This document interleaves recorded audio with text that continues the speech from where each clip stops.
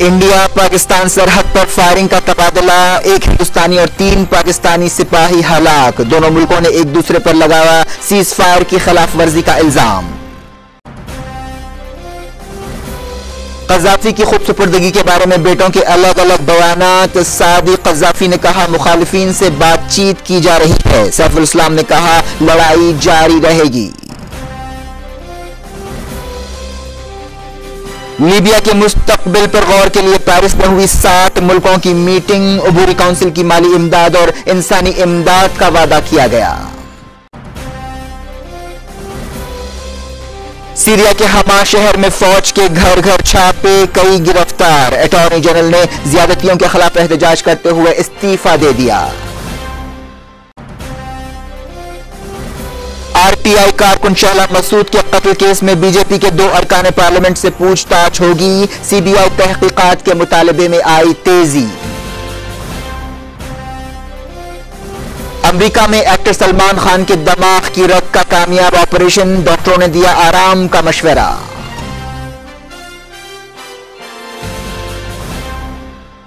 बिस्मिल्लाहिर्रहमानिर्रहीम, अस्सलाम वालेकुम, मैं हूं फरासत और आप देख रहे हैं नेशनल और इंटरनेशनल न्यूज पर मुश्तमिल 4TV का खुसूसी खबरनामा दुनिया भर से, यानी खबरें आपकी नजर से। हेडलाइंस आपने देखी, अब खबरों की तफसील की तरफ बढ़ते हैं।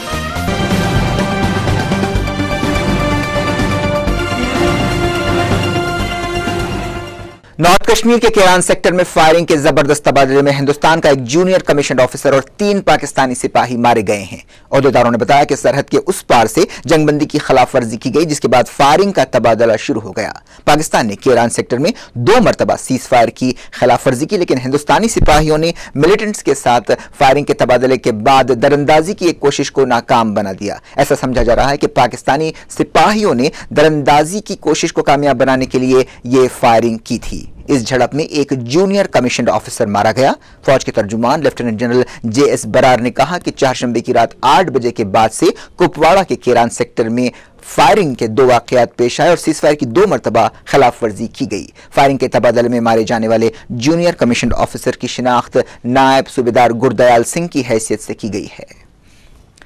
पहली मरतबा रात 8 बजे सीज फायर की खिलाफ वर्जी हुई और 50 मिनट तक फायरिंग जारी रही। फिर जुमेरात को दिन के 11 बजे दूसरी मरतबा जंगबंदी की खिलाफ वर्जी हुई और काफी देर तक फायरिंग का तबादला होता रहा।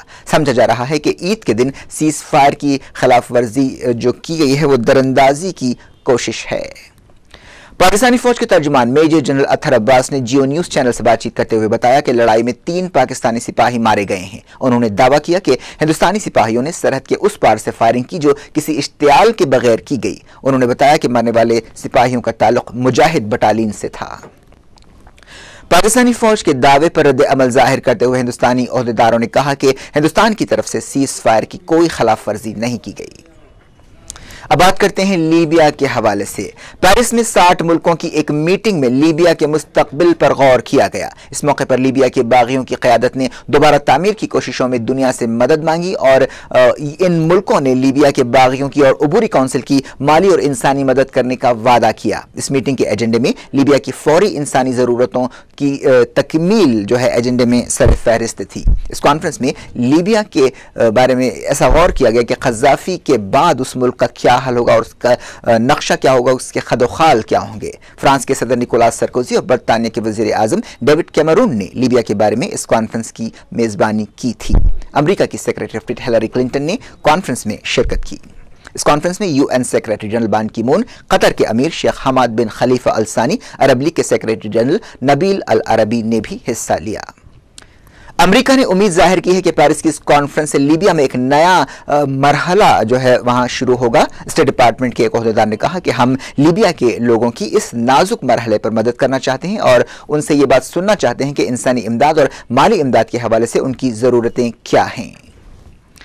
ईरान के सुप्रीम लीडर ने अरब दुनिया को खबरदार किया है कि वो मगरबी ताकतों और इसराइल को खित्ते की बगावतों का फायदा उठाने ना दें। सुप्रीम लीडर आयतुल्ला अली खामनाई ने ईद की मुनासिबत से सरकारी टेलीविजन पर खिताब करते हुए कहा कि इजिप्ट, लीबिया, ट्यूनिस, यमन और दूसरे मुल्कों में उम्मत मुस्लिमा को चौकस रहना चाहिए और उन्हें चाहिए कि वो दुश्मनों को अपनी कामयाबियों का इस्तेहसाल करने का मौका ना दें। खामनाई ने कहा कि इन लोगों को ये बात नहीं भूलनी चाहिए कि जो लोग लीबिया में अपने आप को मंजर पर ला रहे हैं, सामने आ रहे हैं, वो खुद को बगावतों के मालिक समझ रहे हैं। उनका इशारा अमेरिका और नाटो की तरफ था।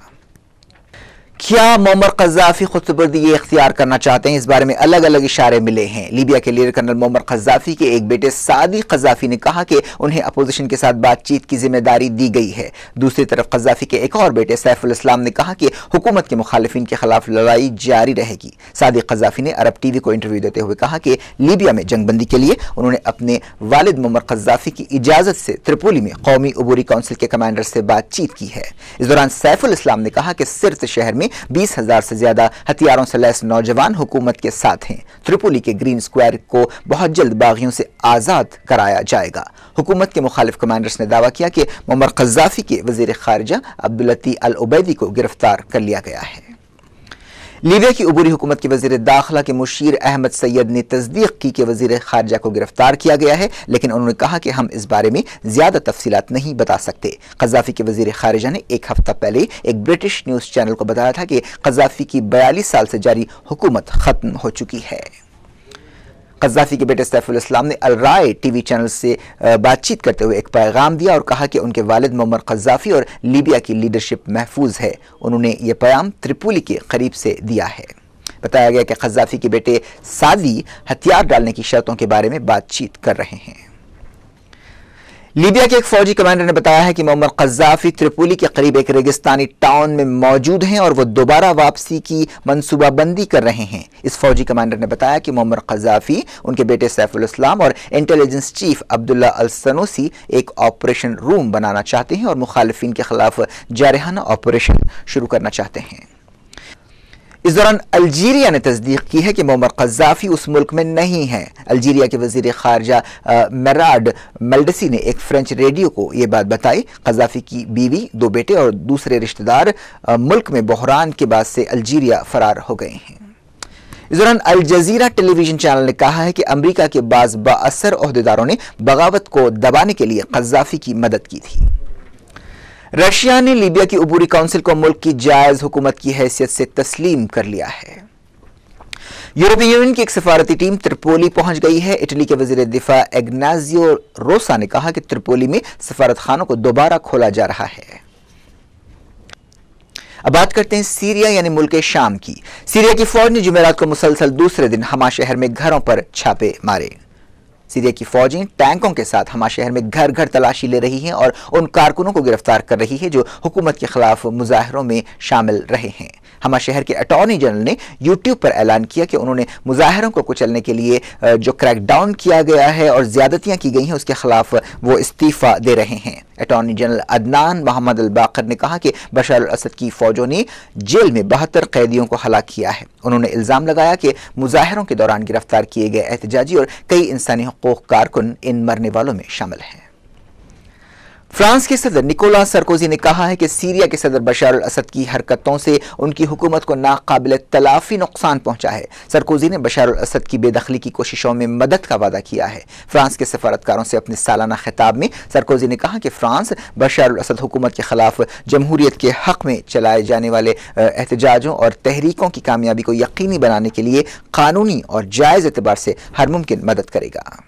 बीजेपी के रुकने पार्लियामेंट तरुण विजय और अनिल दावे से आरटीआई कारकुन शहला मसूद की हलाकत के सिलसिले में पूछताछ की जाएगी। मध्य प्रदेश पुलिस ने भोपाल में ये बात बताई। शहला मसूद का 16 अगस्त को कत्ल किया गया था। रियासत की एक पुलिस टीम इस सिलसिले में बहुत जल्द नई दिल्ली का दौरा करेगी। भोपाल रेंज के आईजी विजय यादव ने बताया कि शहला मसूद के कत्ल के सिलसिले में तरुण विजय से पूछताछ का फैसला किया गया है, लेकिन अब तक इसके लिए कोई तारीख मुकर्रर नहीं की गई है।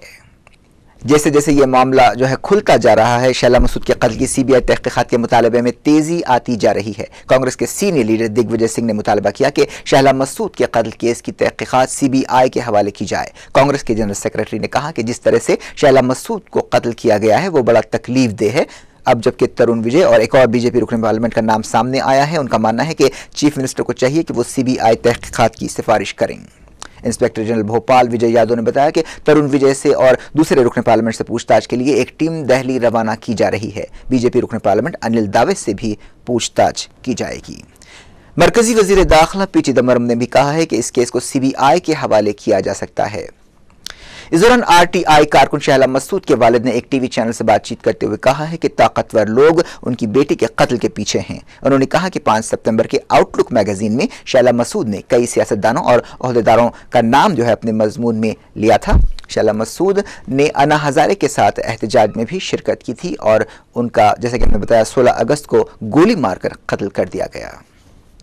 साबिक मरकजी वजीर शशि थरूर ने अन्ना हजारे पर तनकीद करते हुए कहा है कि एक ऐसा शख्स जिसने कभी इलेक्शन नहीं लड़ा है कैसे ये दावा कर सकता है कि वो अवाम की आवाज है। शशि थरूर ने कहा कि कानून सिर्फ पार्लियामेंट में ही बनाए जा सकते हैं। हमारे पास कोई एक ऐसा छोटा ग्रुप नहीं होना चाहिए जो लोगों पर अपनी मर्जी थोपे। एनफोर्समेंट डायरेक्टोरेट ने बाबा रामदेव और उनके ट्रस्ट के खिलाफ फॉरेन एक्सचेंज एक्ट की खिलाफ वर्जी का केस दर्ज कर लिया है। एनफोर्समेंट डायरेक्टोरेट को इस बात के सबूत मिले हैं कि बाबा रामदेव और उनके ट्रस्ट को अमेरिका, बरतानिया और न्यूजीलैंड से माली मदद मिलती रही है। रामदेव और उनके ट्रस्ट को बरतानिया से 60 करोड़ रुपए हासिल हुए। एनफोर्समेंट डायरेक्टोरेट ने फेमा कानून के तहत एक केस दर्ज किया है और स्कॉटलैंड में रामदेव के एक ठिकाने के बारे में भी तहकीकात की जा रही है। रामदेव के करीबी साथी बालाकृष्णा पर भी कई इल्जामात लगे हैं और सीबीआई ने उनके खिलाफ पासपोर्ट हासिल करने के लिए जाली डिग्री के इस्तेमाल का केस दर्ज किया है। बॉलीवुड सुपरस्टार सलमान खान का अमेरिका में दिमाग की एक रग का कामयाब ऑपरेशन किया गया। सलमान खान को दिमाग की एक ऐसी तकलीफ हो गई थी जिससे उनके चेहरे के एक हिस्से में शदीद दर्द महसूस हो रहा था। मेडिकल साइंस में इस बीमारी को ट्राइजेमिनल न्यूरोलॉजिया कहते हैं। सलमान खान 29 अगस्त को अमेरिका रवाना हुए थे और चारशंबे की रात उनका ऑपरेशन किया गया। सलमान खान को 2007 से जबड़े में तकलीफ थी और डॉक्टरों ने ऑपरेशन के बाद उन्हें आराम का मशवरा दिया है। सलमान खान के कई चाहने वालों में तशवीश की लहर इस ताल्लुक से पाई जाती है और वो लोग उनके लिए दुआएं कर रहे हैं। दुनिया भर से अब देखते हैं कुछ इंटरनेशनल न्यूज।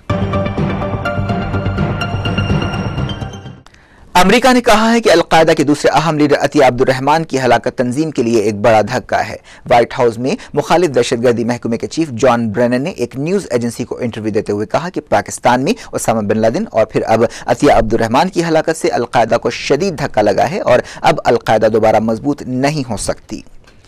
उन्होंने कहा कि अलकायदा अब इस काबिल नहीं रहेगी कि वो कोई बहुत बड़ा नुकसान कर सके और जो नुकसान खुद उसे पहुंचा है उसकी भरपाई भी वो नहीं कर सकती। उन्होंने इंटेलिजेंस रिपोर्ट्स के हवाले से कहा कि 9/11 हमलों के 10 साल पूरे होने के मौके पर दहशतगर्दी के किसी मंसूबे की कोई खबर नहीं है। अमेरिका ने कुछ दिन पहले दावा किया था कि अलकायदा के नंबर 2 लीडर अतिया अब्दुल रहमान पाकिस्तान के वजीरिस्तान इलाके में एक ड्रोन हमले में मारे गए हैं। पाकिस्तान की कुरम एजेंसी में एक मुसाफिर गाड़ी पर दहशतगर्दों के हमले में 7 लोग मारे गए हैं। इस इलाके में मकामी कबायलियों और दहशतगर्दों के दरमियान जबरदस्त लड़ाई हो रही है। ओहदेदारों ने बताया कि दहशतगर्दों ने मुसाफिरों की गाड़ी पर हमला कर दिया और फायरिंग शुरू कर दी, जिसमें ये हलाकतें हुई।